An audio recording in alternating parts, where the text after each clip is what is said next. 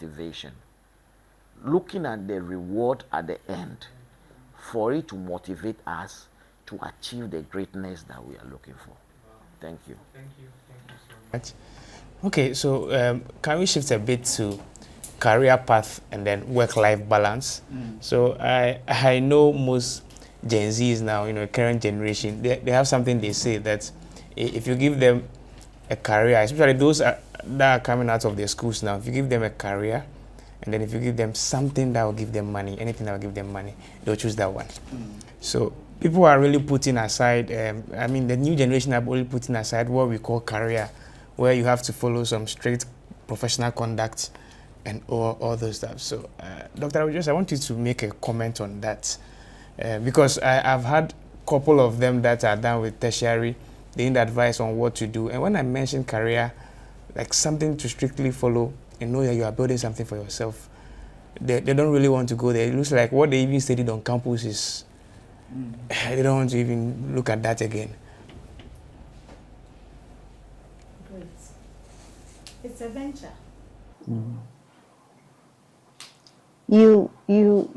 Everyone wants to sow a seed and expect that it germinates. Career, you are investing your time.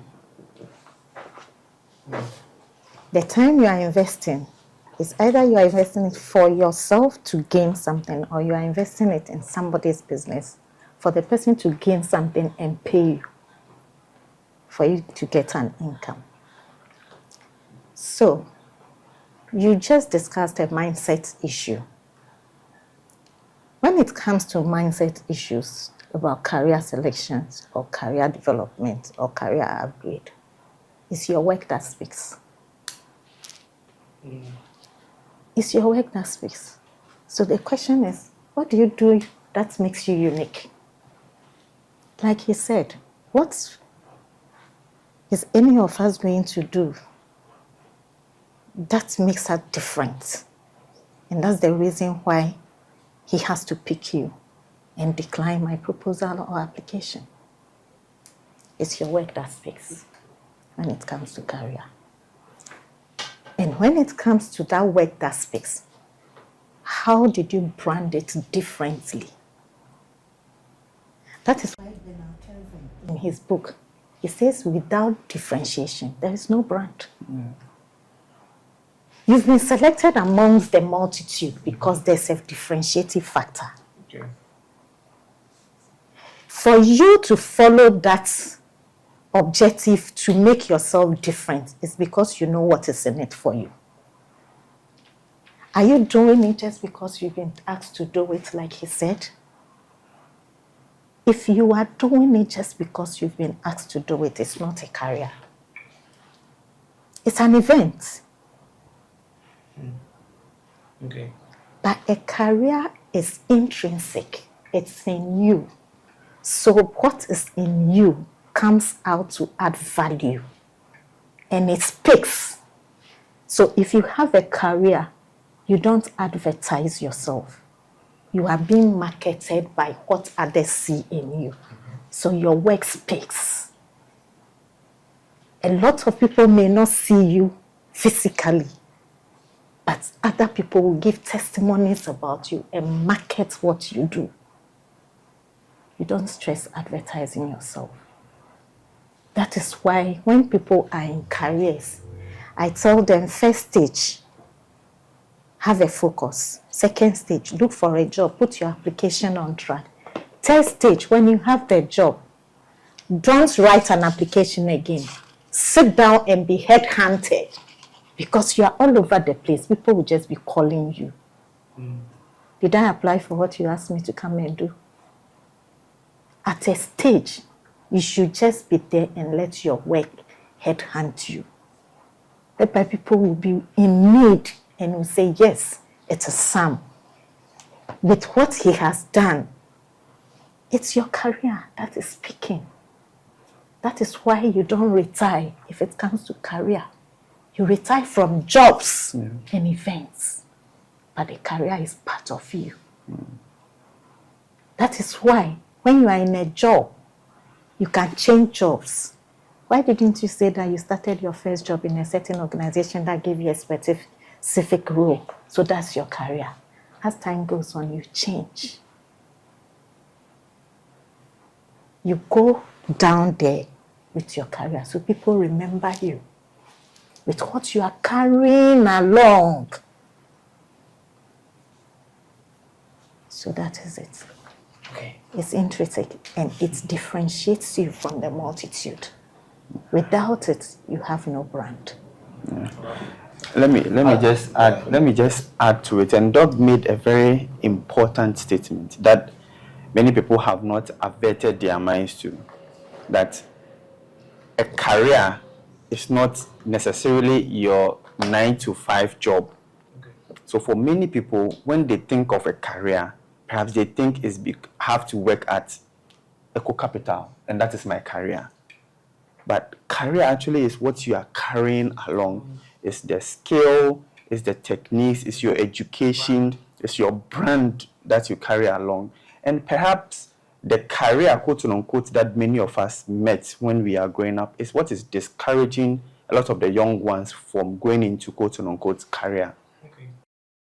I mean, one quote that I came across that changed a lot of things for me was the fact that if you don't become visible, nobody would discover you. Mm-hmm. So for many people, they go into their 9-to-5 jobs and they are in the office. They just do what they are supposed to do. They don't put themselves out there. True. What they are carrying, they don't show it for other people to see that this is what this person is good at. When you are not around, your name should be mentioned in meetings because of certain things you carry along. And that is what will make you feel like you have a career. Everybody will belong to one pot. It's like you are an employee or you are an entrepreneur, or you can be an entrepreneur where you are in the job, but you have certain things, certain qualifications, certain skills that you can sell to the organization itself. So we shouldn't see career as just a 9-to-5 job where because I'm in investment, I have to work this is my career. You understand? And that is what a lot of us have it confused, that because I work at a bank, that is my career. The career is the skill, the technique, your brand that you carry along. And that's what they call you are carrying. That is your career that you carry along. And that is an important point Doug raised that I think we should emphasize on. Okay, I agree with you. Just also to add to that, that's why there is a saying that I've heard a couple of years back. They said, let your work speak for you. When you do it and do it well, you don't need to defend it. The work itself will speak for you. Whether you are present or absent, it will speak for you. And I also think that another issue is that because we've seen a lot of our colleagues, youth, because of unemployment, they settle for anything. And they do it because they also just need something to do. So they don't do it well. So they are doing it just because I also have something to do. But if, just like you said, career, something you carry along, you want to do it well because you are happy doing it. If you are happy to do something, you do it well. But if you are doing it because somebody is asking you to do it, you need to be supervised. You need to be directed. You need to be taught several times for you to do. And on your own, you will never want to add value to yourself. That's all I want to add. If someone is asking for it, if you see it as a job, you want to be motivated. Yeah. But if it's part of you, you are self-motivated. Yeah. That is why the Bible says that your gifts will make room for you and make you feed and bounce at the table of kings. Because it's part of you. Thank you so much, Madam. So still on career path and work-life balance. So there's this question about what strategies should individuals use to transition into new roles or industries, especially in the light of increasing automation. Yeah, I would like Mr. Issaka to take that. Yeah. So transition into a new role is always a dicey situation because it can make or break you. People don't take it. People don't really assess those situations, and sometimes as soon as we see the money and the rewards that come with new roles, we just want to jump. But I've seen people get promoted or get into new roles, and that is the beginning of their failure. Because you need to assess yourself, ask yourself hard questions. Are you really ready for the new role, for where you are going to? Are you open to learning? Because every new challenge comes with new opportunities. And you need to have an open mind to say, I want to learn on this particular thing. You don't go with a fixed mind. I mean, we've just changed government. There's been a lot of appointments. But, I mean, the years to come, we will be here and we'll be talking about people who have made significant impact and people who have not made any impact. We'll be changing them. Because, of course, when they were going into the new role, they were not open to learning, they were not open to new ideas, they were not open to assessing the situations and making an impact. So I would say before you even move, really look through yourself, look through how are you going to make an impact on your new role. Be open to learning, because that is very important. Wherever you are, if you go into a new role, there's one or two things that you need to learn. And the biggest mistakes a lot of people also do is when they go into a new role, they now start exerting their authority over the people they went to meet. But sometimes you may not have a full view of what is happening within that organization or that new role. And so when you start exerting authority, quote unquote, there are a lot of things you may not grasp, regardless of whatever your background is. So I think it's very important that in moving to a new career or a new role, we assess ourselves. Are we ready for this new role? Is it the right time? And that also goes to the point about setting goals. Because a lot of times we get into new roles, it's just pushed to us or it's just given to us. It's not part of what we've planned for the year. And so we go in there and there's really nothing for us. I mean, it's God-given. We are lucky to have had that. Fine. That is something that we have really prepared ourselves to take on in doing. So we need to have the requisite skills. We need to have the requisite openness. And we need to be able to learn and be humble enough to say this new role is an opportunity for me to make an impact. And we take it on. And so that's what I would say in anybody who is looking to transition into a new role. Go with an impactful mentality and not just because of the motivation or not just because I have a new post or I need to exert my authority or my power. And I think that's what will make you last and make an impactful journey on your career. That's quite interesting. And I would actually would like the doc to add her voice because, you know, we are with the new government and there are going to be a lot of transition. People are going to be taking on new roles. So Doc, what will you add to that? Change is inevitable. Yeah. So first, everybody should just have an open mind that change will come. Yeah. And get ready. If it comes, how am I going to make impact? Because there's a saying that even the fool, you learn something from them. Yeah. Everywhere or every place you find yourself, wherever you find yourself, there's a reason why you are there. It's either your own decision, either your skill, your gifts, or choices that you have made. That's what sends you there. Yeah. When the opportunity comes and you are headhunted, it's either you are accepting it because of the money that goes with it. There's some motivation factors. Or because you just love what you do, so you want to be there. Now, if this is what you have, would you hesitate in accepting a change? If it's not for you, but it's for the people you are working for. Most of us forget that even the organizations that we find ourselves in, we didn't get there on our own. God placed us there.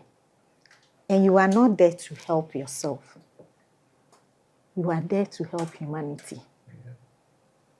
If it's just for yourself, you can be at home and you not work, but you are there because you have to help him, help me, help him. So if we have that mindset that our footprints are to impact other people, but not just for us, we will accept change. Have you seen pastors who pray for people to make babies, but they themselves don't have kids? Yes. If you have that mindset, you will not say, because I don't have a child, I'll stop praying for people who don't have, who are looking for children. And they ask God, why this? Why me? And if I'm God, I'll tell God, I didn't give you the gift for you to benefit from it. It's for you to let others benefit. That is why I gave it to you. Change comes with anxiety. Change comes with uncertainty. Change comes with fear, the unknown. But when you plan well and you don't have just, your plans, they should be structured. You know, you need to have a balance when you are planning, because that balance has to be created by you. And the moment you have that balance and you create it and you know that, well, that's uncertainty. How do I manage it? I need people to support me. That comes to his point, whereby you know where you are going. It's the Canaan land. You don't know how the sun feels. You don't know how the weather is. So you have to learn from people.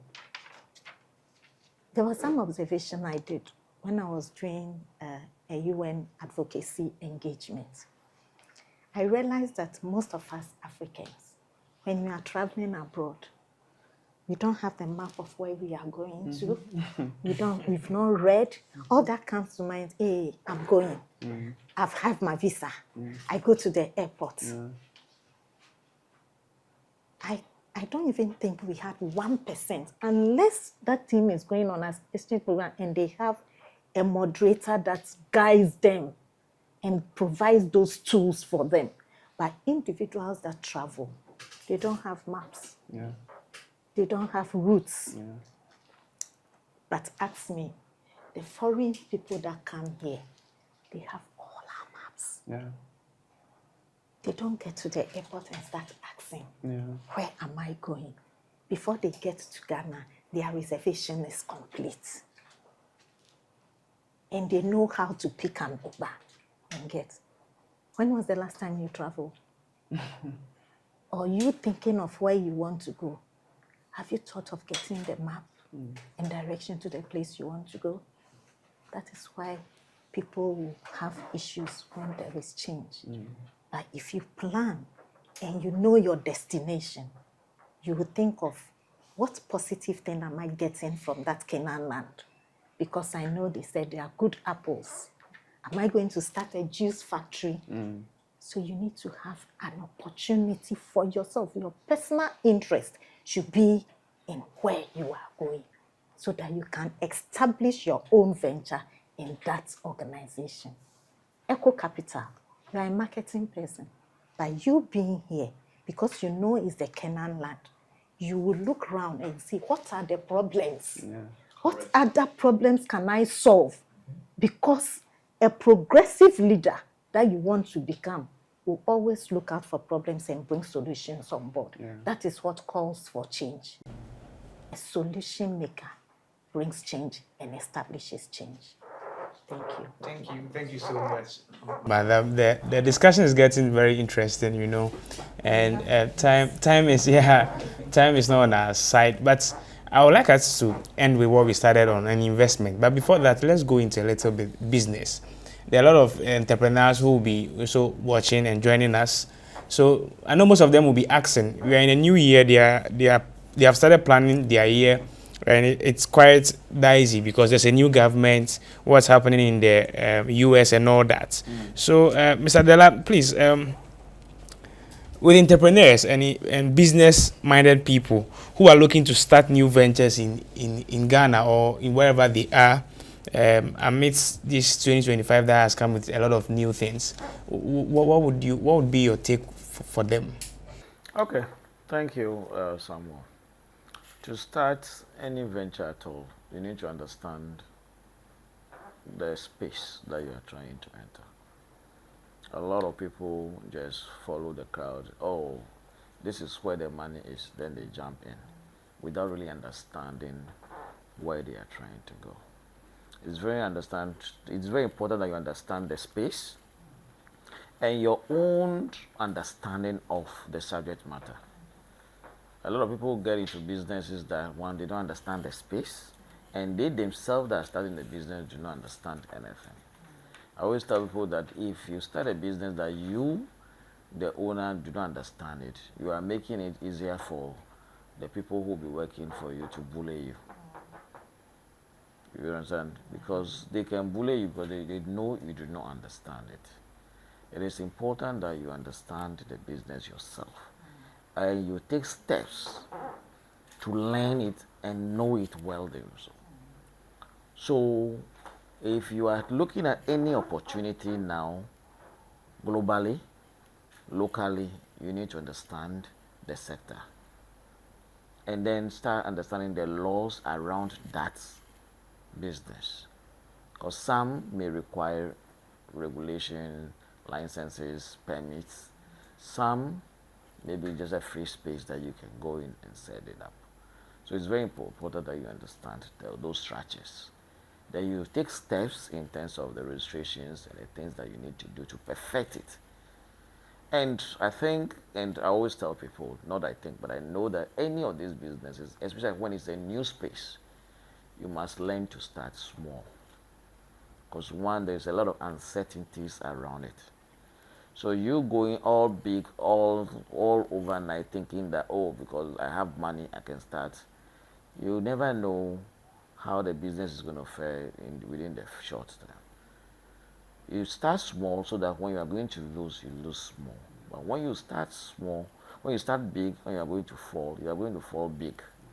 So it's important that you test the waters by at least trying with one of your legs to see how deep it is before you move the other one.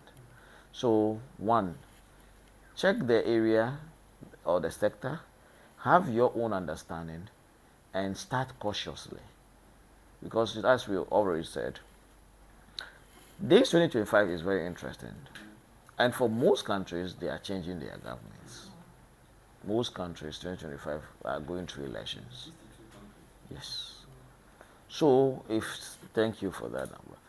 If 62 countries in the world are voting this year, it means that 62 countries are going in different directions if they change the current presidents. Currently, US, Trump is talking about higher tariff.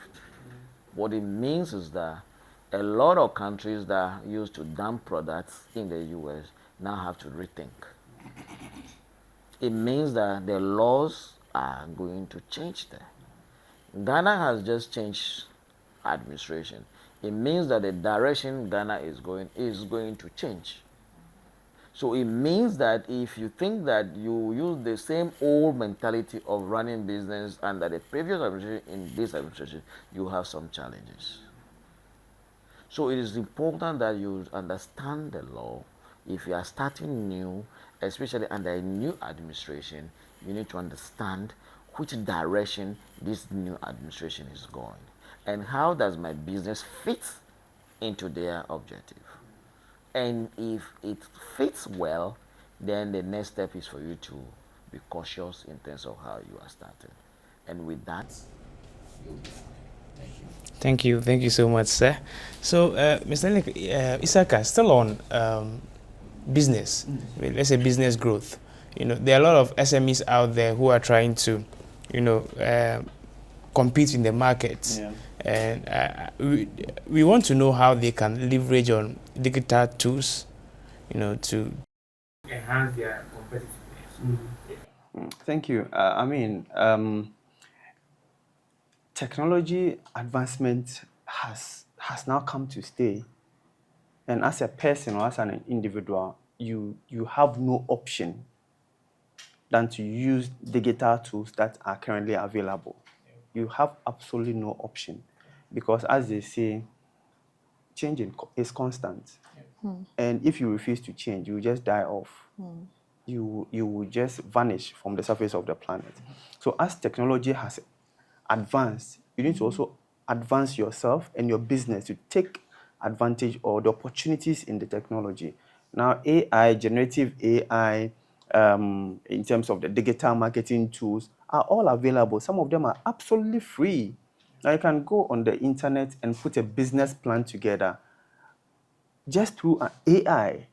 I mean, ChatGPT, the least said of it, the better. But there are other tools you can use in either creating websites, in either doing a chatbot where the clients can engage with your company 24/7. You know, you can use it as a customer service person, answering your calls, or even placing cold calls. You know, digital marketing is now also another big thing. You cannot be a business and not be visible. You need to put yourself out there. You need to market yourself. You need to market your product. And as an individual as well, you need to also market yourself as a product. So that when there are opportunities, you will be the one to be pointed at to be the person to solve it. And I mean, search engine optimization should be your priority as any SME. When they put in oranges in Ghana, your company should be the first name if you're into oranges. So you need to invest in technology. You need to invest in digital tools such that it will boost your production. It will boost your bottom line, and not just stay where you are, because where we are going, a lot of businesses would fall off. I mean, the World Bank has released the list of jobs that would die off within the next 10 years.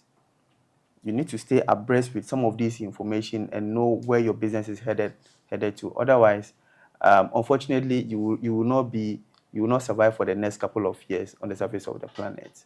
So you need to definitely invest in technological tools in order to stay competitive and also stay profitable as a business. Okay. Thank you so much. Still on business, Doc, please, would you like to add something on what businesses should anticipate for because of the new environment, political environment? What they need to anticipate. You need to anticipate innovations and what your contribution will be to that innovation. Okay. Like he said, you need to understand what is coming. Yeah. Are you going to improve, enhance your business, or start your business because it's your government that is in power? Or it's because that business adds values to our community or our nation? If you are going because of political gimmicks and you face disruptions, you may not have planned for those disruptions, so that will break you down. But if you are going for who you are, what you are bringing, it means that you already have plans, contingency plans to manage the situation when they arise. Contingency plans to manage your risks. You have all the approaches to either mitigate, transfer, or accept those risks and then move on. Like I said, change is real. So you need to be in the position whereby, should there be issues, you have good collaborative networks, the support systems that need to help you. You can't achieve alone with the kind of society that we find ourselves in. Collaboration is key for growth. Good partnership, healthy collaboration and good partnership. Getting in touch and connected with the right people is important. Gone are the days whereby the statement, whom you know by the worldview, sounded negative. But it's a healthy statement. They are just talking about good partnership.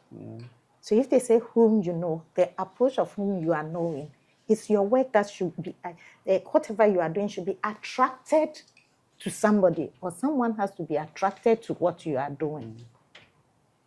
And that is the beginning of the knowing process. With that, you can move on and move well. Together, you become stronger than working alone. Exhibit that skill of respect and integrity, no matter where you find yourself or who you think you are. If you know what you are looking for, you respect even a child. Because when it comes to technology, they are smarter than us.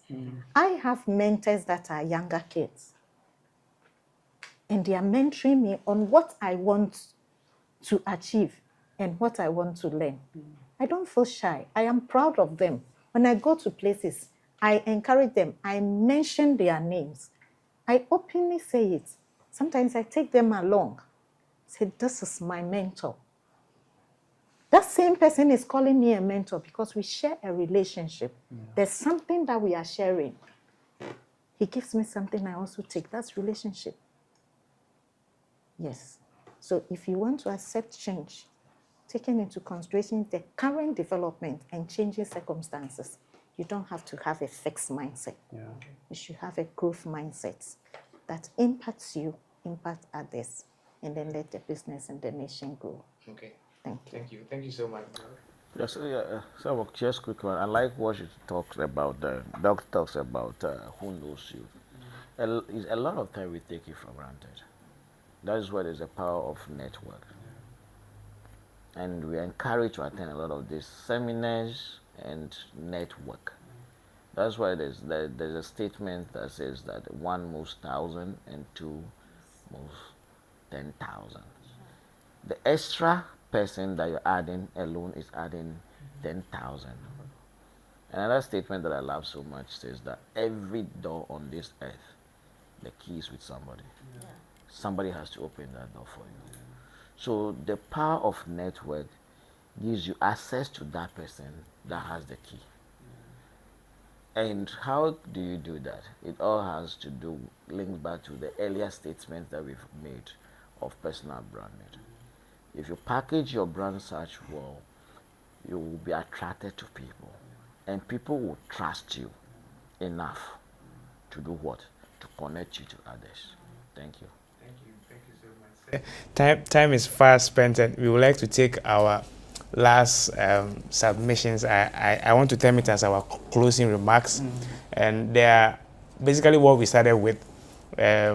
So for Mr. Ibrahim Issaka, it's about the retirement planning. So there's someone out there who really want to start planning for his retirement.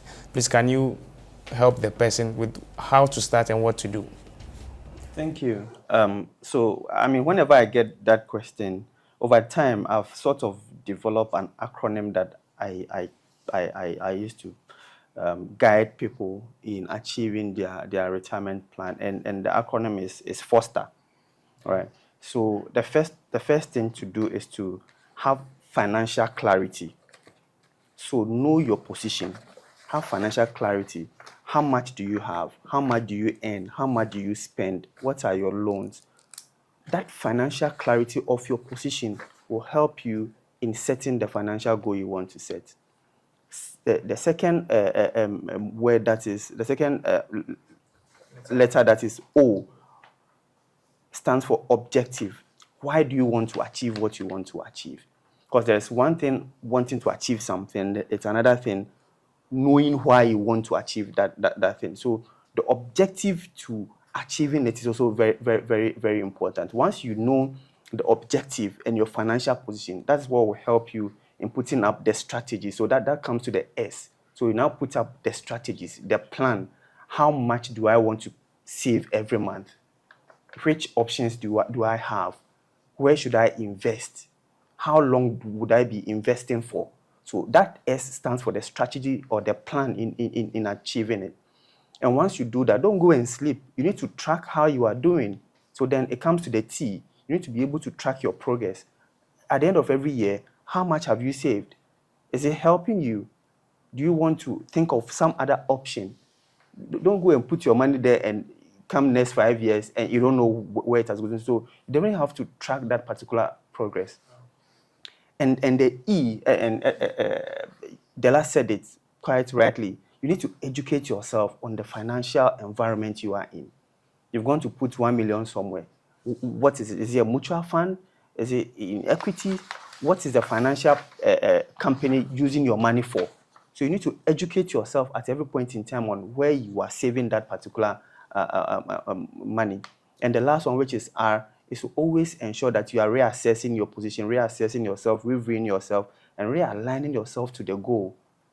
So how are you reassessing yourself, reevaluating? Do I need to increase the money to 20 cedis, increase it to 30 cedis? Do I need to invest in another option to help me in achieving that particular goal? So if you have a clarity of mind on the acronym FOSTER, you're able to really understand where you want to go and how you want to achieve it. And I believe that for anyone who is planning on setting retirement goals or retirement planning for the next 20, 30, or 40 years, have FOSTER in your mind, and that will help you in achieving that particular goal. Wow. Thank you. That's very powerful. For myself, I realize there's one of them that I've been missing. That's the T. Okay. I mostly do not track. even with our SNITs, most of us do not go through our statements to track where we've got into. Thank you so much. That was very, very, very, very great. Okay, so Doc, you started with women empowerment, and I have been seeing most of your work, especially your status, mostly advocating for women out there to be empowered, especially the little girls. And now that we have our first female vice president, we are hoping that environment of women empowerment, things will improve over there. But Doc, what will be your final remark on that? Generally, I know you are talking about women empowerment, but I'll talk about empowerment as a whole. Because the woman cannot do without the man as a support system. Okay. And if the man is also not empowered, it can't help the woman to be empowered. The little girls that you mentioned, yes. What I'll say is everybody has something in them. It's either your hobby or your gift. You need to bring it out there before someone can support you. So for you to progress in business or whatever you do, knowing yourself first, like I said, getting someone to mentor you because the person is where you want to be. Though the person is where you want to be, you need someone to even coach you on whatever insight your mentor has given you. Someone has to coach you. Okay. That is why we go to school, to learn the dynamics around what you are doing. After getting to that coaching stage, you can't do without a sponsor. Most of the communities that want to, or individuals that want to progress, forget that it's not just about a mentor. Yeah. It's not just about a coach. You need a sponsor. In the corporate environment, you have to get to a stage that when he goes to the board meeting, he will confidently say that, Sam, there should be someone at every point in time that should mention your name when the discussion is going on at the table. Without that, your promotion might be stagnant. Your progress in business platforms might be stagnant. Your progress at the professional tables might be stagnant. Even the CEO needs someone to mention him to become a board member somewhere else. So you need a sponsor. And finally, we need to remember that your capacity is a gift. Your ability is a skill. Your willingness to let those two manifest is a choice. Thank you. Thank you so much, Doc. Before I move to Mr. Agbo, I would like Doc to also, I think, yes, but I think I missed this out, and that is the God factor. our plans for 2025. Sometimes because of busy schedules and work-life balance with career and other things, we miss the God factor. Please kindly make a comment on that for us. With God, all things are possible. Seek first the kingdom of God, and all other things shall be added unto you. But we always forget that it is seek first the kingdom of God and its righteousness. Then all other things shall be added unto you. Personally, because I know oxygen happens to be one of the most important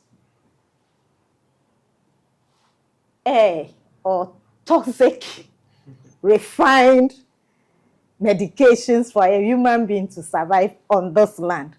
And God has given it to us freely. Free of charge. It is good to appreciate God no matter the situation you find yourself in. It is good to appreciate God for the strength that He has given us. So every time you are going on that journey of the job that God has given you because of the gifts in you, the first thing to say is, thank you, Lord, for waking me up.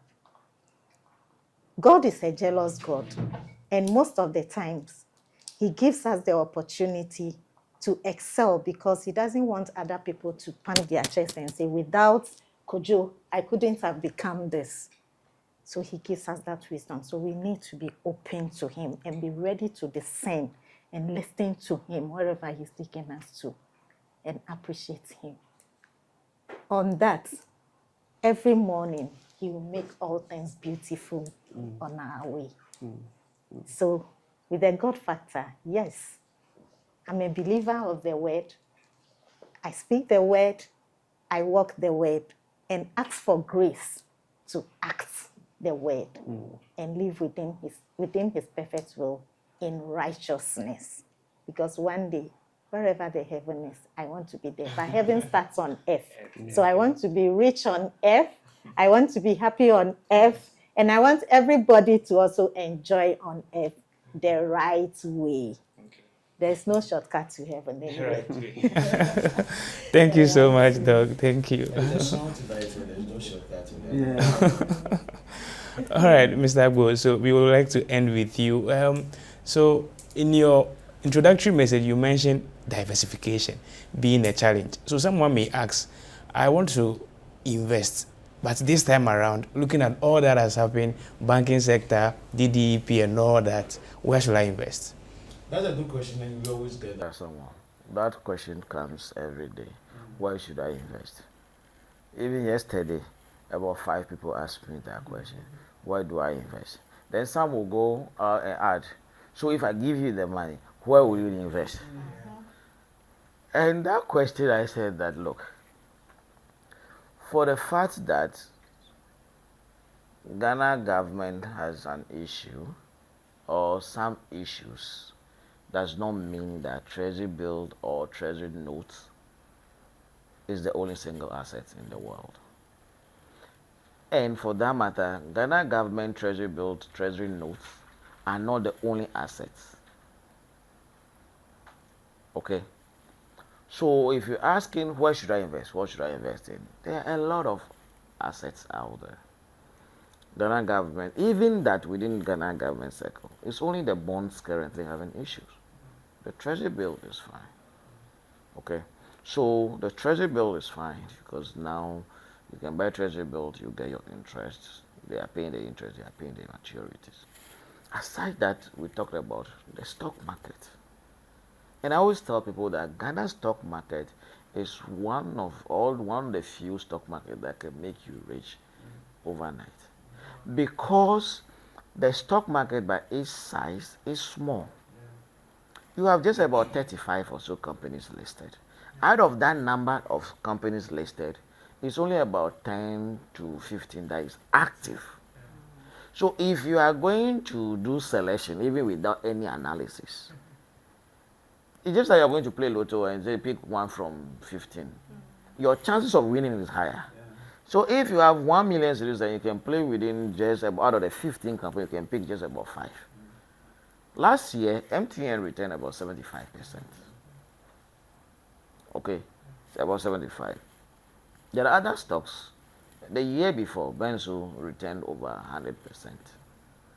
So there are stocks that you can double your money in just one calendar year. Okay, so that's about the stock market. We also have the bond market, corporate bond market. We also have commodity market in Ghana. The commodity market is active. It's here in Ghana. Okay, there are other products, real estate.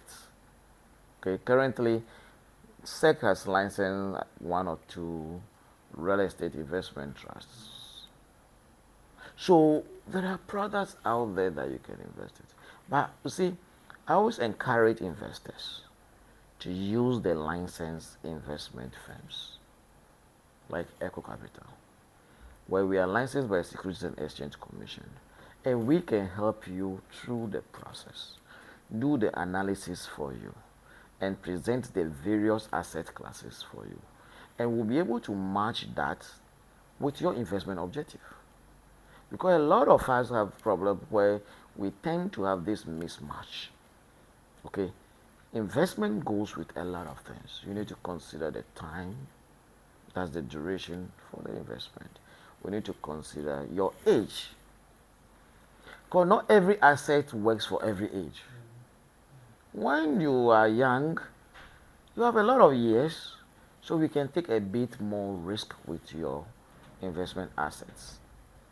But when you are getting close to retirement, that is where income is needed. So your investment strategy also changes. Then we also have a lot of what? Mutual funds in this country. A lot of people don't know that. But we have a lot of mutual funds.